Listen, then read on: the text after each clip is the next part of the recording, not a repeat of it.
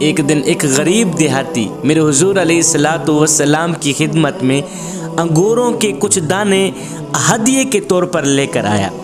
آ کر کہتا ہے حضور قربان جائیں آپ کے نام پر، میں یہ چھوٹا سا ہدیہ لے کے آیا ہوں، چھوٹا سا تحفہ لے کے آیا ہوں، یہ قبول فرمائیں۔ میرے حضور علیہ الصلوۃ والسلام نے انگوروں کے وہ کچھ دانے لے لیے، اس نے پلیٹ کے اوپر رکھے ہوئے تھے۔ میرے حضور علیہ الصلوۃ والسلام نے پہلا دانہ اٹھایا انگور کا، اپنے منہ مبارک میں رکھا اور کھاتے ہی میرے حضور علیہ الصلوۃ والسلام مسکرا پڑے۔ انگور کا پہلا دانہ کھاتے ہی میرے آقا علیہ الصلوۃ والسلام مسکرا پڑے۔ تو میرے حضور علیہ الصلوۃ والسلام نے پہلا دانہ کھایا، دوسرا دانہ اٹھایا، وہ بھی منہ میں رکھا، پھر بھی مسکرا پڑے۔ وہ جو غریب دیہاتی تھا جو انگور لے کے آیا تھا، وہ خوشی سے نہال ہو گیا، باغ بہار ہو گیا۔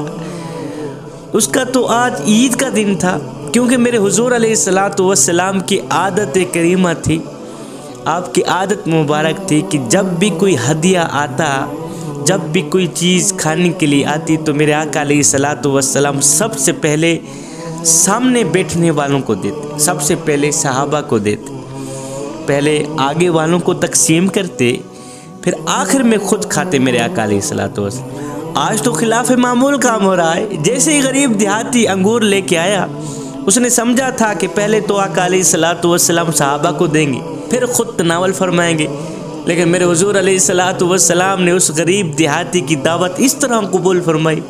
پہلا دانہ اٹھایا، منہ میں رکھا، مسکرا پڑے، دوسرا دانہ اٹھایا، منہ میں رکھا، مسکرا پڑے، تیسرا دانہ اٹھایا، منہ میں رکھا، مسکرا پڑے۔ یہ غریب دیہاتی خوشی سے باغ بہار نہال ہوتا جا رہا ہے۔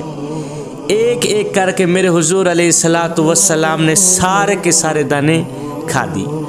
اب صحابہ بڑے ہی تعجب میں پڑ گئے، سوچ میں مصروف، کہ آقا علیہ الصلوۃ والسلام کی عادت مبارکہ تھی کہ جب بھی کوئی چیز آتی سب سے پہلے آقا علیہ الصلوۃ والسلام صحابہ کو تقسیم کرتے، پھر خود کھاتے۔ آج تو خلاف معمول کام ہو رہا ہے، آج تو خلاف عادت کام ہو رہا ہے۔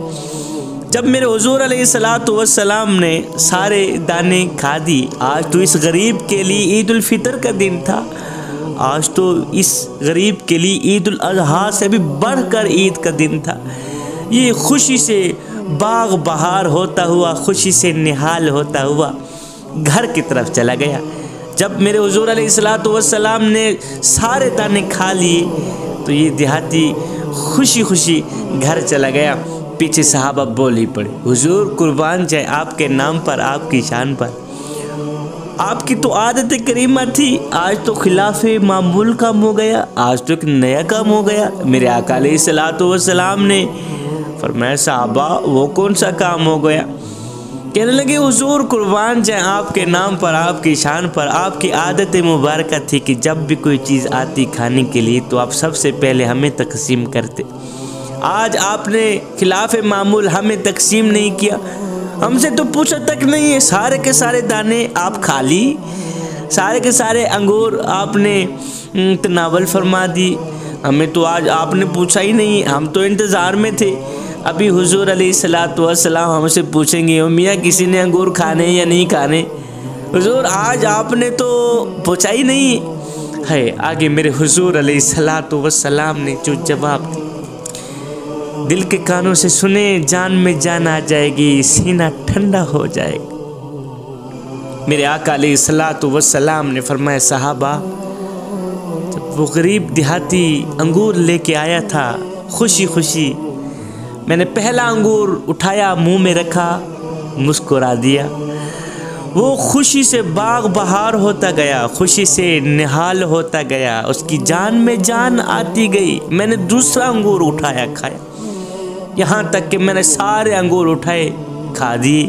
اس غریب دیہاتی کی جان میں جان آتی رہی، وہ خوشی سے نہال ہوتا گیا۔ صحابہ تم سے انگور کھانے کو نہ کہنے کی وجہ اصل میں یہ تھی کہ جو غریب دیہاتی انگور لے کے آیا تھا وہ سارے کے سارے انگور کھٹے تھے، وہ کھانے کے قابل نہیں تھے۔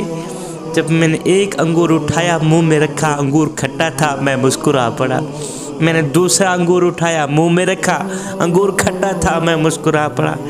मैं तो उस गरीब देहाती की खुशी को देखता गया। जब भी मैं अंगूर खाता उसकी जान में जान आ जाए। मैंने तुमसे इसलिए नहीं पूछा कि तुमने अंगूर खाना है या नहीं खाना। मैंने तुम्हें अंगूर तकसीम इसलिए नहीं किए। तुम में से कोई भी शख्स उस गरीब देहाती को कहता, गरीब देहाती किस तरह के अंगूर लेके आया है, अंगूर तो सारे के सारे खट्टे हैं, तो उस गरीब देहाती की खुशी तो ख़राब हो जाती ना। सहाबा, मैंने तो तुमसे इसलिए नहीं पूछा कि अंगूर खाने हैं या नहीं खाने, तुम्हें अंगूर तकसीम इसलिए नहीं किए कि कहीं उस गरीब की खुशी ख़राब ना हो जाए। मुझे लगा अगर मैं तुम्हें ये अंगूर तकसीम करता हूँ कि तुम में से किसी से कोई ऐसी बात या अलामत ज़ाहिर हो जाए जो इस गरीब की खुशी को ख़राब करके रख दे। मैंने तो तुम्हें अंगूर इसलिए तकसीम नहीं किए।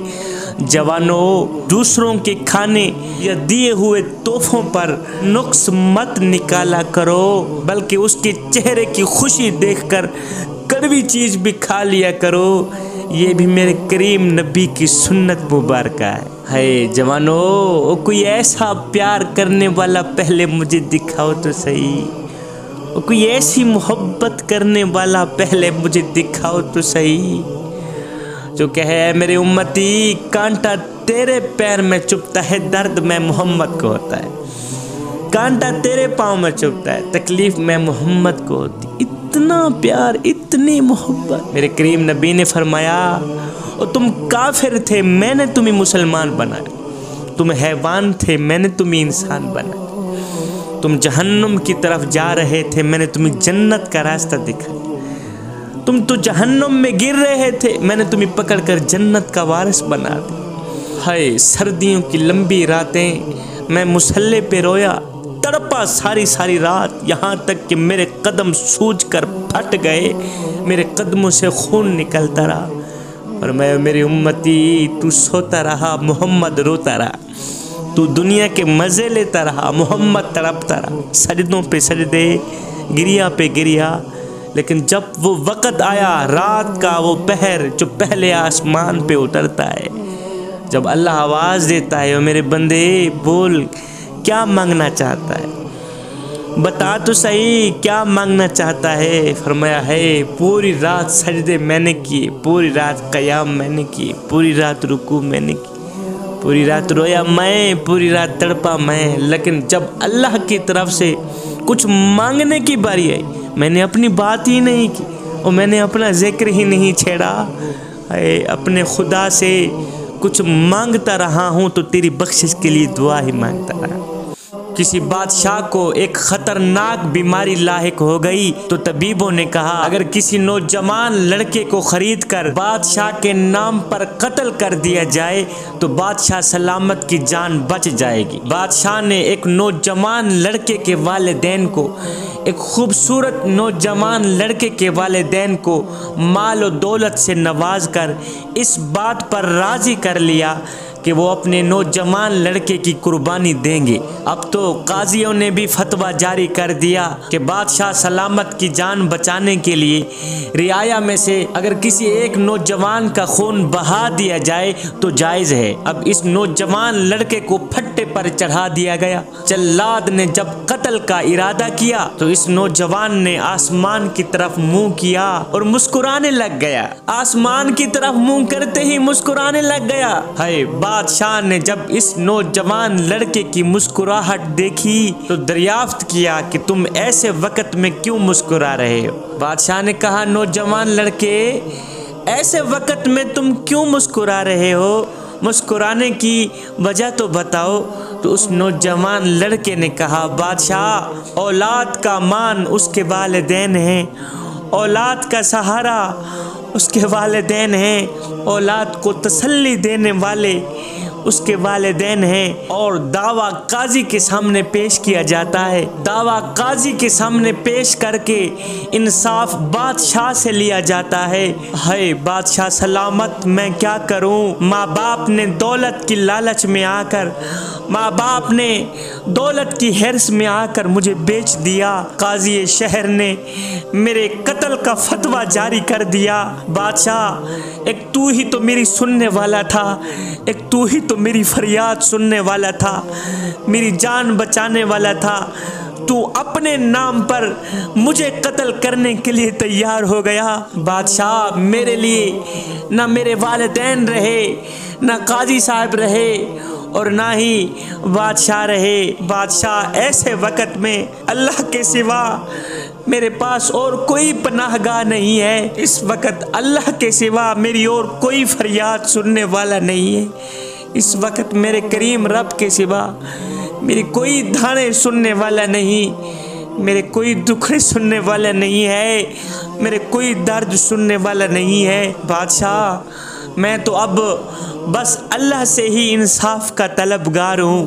اے بادشاہ سلامت نے جب اس نوجوان لڑکے کی تڑپتی فریاد سنی تو بادشاہ کی آنکھیں چھم چھم برسنے لگ گئیں۔ بادشاہ رو کر کہنے لگا، بیٹے، میں مروں یا زندہ رہوں، اے میرے نزدیک اس بے گناہ قتل سے میرا مر جانا ہی بہتر ہے۔ بادشاہ اپنے تخت سے اٹھا، اس لڑکے کا سر چوما، اسے مال و دولت سے نوازا، اسے معاف کر دیا، اسے آزاد کر دیا۔ اب جوانو، خدا کی قدرت دیکھو، اللہ کی قدرت دیکھیے۔ وہ بادشاہ ایک ہی ہفتے کے اندر تندرست ہو گیا۔ بیماریاں جاتی رہیں، دکھ جاتے رہے، تکلیفیں جاتی رہیں، ایک ہفتے کے اندر یہ بادشاہ صحت مند ہو گیا۔ حضرت شیخ سعدی علیہ الرحمہ اس حکایت میں آپ بیان کرتے ہیں کہ اگر کوئی بندہ صحیح معنوں میں اللہ پر بھروسہ رکھے اور اللہ کو یاد کرے تو اللہ برے وقت میں اس کی مدد فرماتا ہے۔ میرے اللہ کا فرمان ہے، لوگو تم مجھ سے مدد مانگو میں تمہاری مدد کروں گا، تم مجھ سے دعا مانگو میں تمہاری دعا قبول کروں گا، اور بے شک میں ہی تمہاری دعاؤں کو سننے والا ہوں، بے شک میں ہی تمہارے دکھوں کو سننے والا ہوں، تمہاری فریادوں کو سننے والا ہوں۔ جوانو، آ جاؤ اس کریم رب کی چوکھٹ پر جہاں عزت ہی عزت ہے، آ جاؤ اس کریم رب کی چوکھٹ پر جہاں سکون ہی سکون ہے، آ جاؤ اس کریم رب کی چوکھٹ پر جہاں آرام ہی آرام، جہاں چین ہی چین، جہاں مقام ہی مقام۔ عرش والا تو آوازیں دے رہا ہے، وہ میرے حبیب کی امتی، ایک بار تو میری چوکھٹ پہ آ کر تو دیکھ، ایک بار اپنا دامن پھیلا کر تو دیکھ، ایک بار اپنا سر سجدے میں جھکا کر تو دیکھ، ایک بار دونوں ہاتھ اٹھا کر تو دیکھ۔ بخشش کی حد نہ کر دوں، مجھے رب العالمین بھی نہ کہ، بخشش کی انتہا نہ کر دوں، مجھے رب العالمین بھی نہ کہ،